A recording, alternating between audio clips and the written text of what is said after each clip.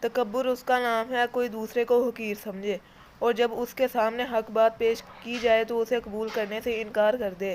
علم حاصل کرنے کے بعد غرور اور تکبر میں مبتلا ہو جائے تو ابلیس کو یاد کرے۔ علم تو اس کے پاس بھی بہت تھا، تکبر اور غرور کی وجہ سے عرش سے فرش پر آ گیا۔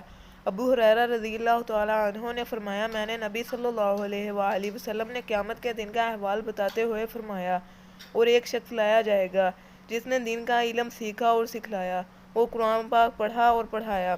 اللہ تعالیٰ اس کو اپنی نعمتیں دکھلائے گا، وہ شخص پہچان لے گا، تب کہا جائے گا کہ تو نے اس کے لیے کیا عمل کیا ہے؟ وہ کہے گا، میں نے علم پڑھا اور پڑھایا اور قرآن پڑھا۔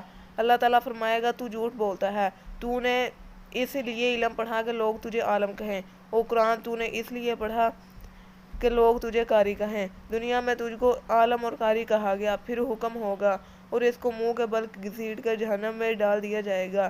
انسان یہ بھول جاتا ہے کہ وہ مالک جس نے اسے پیدا کیا صرف اپنی عبادت کے لیے، اگر اس میں ریاکاری آ گئی تو انسان ایمان لانے کے بعد غارت ہے۔ رب العزت جسے چاہے ذلت دے، جسے چاہے عزت دے، دکھاوے کا کوئی فائدہ نہیں۔ نبی کریم صلی اللہ علیہ وآلہ وسلم، جو شخص کسی کے کام میں نتیجہ میں شہرت کا طالب ہو تو اللہ تعالیٰ اس کی بد نصیبی قیامت کے دن سب کو سنا دے گا۔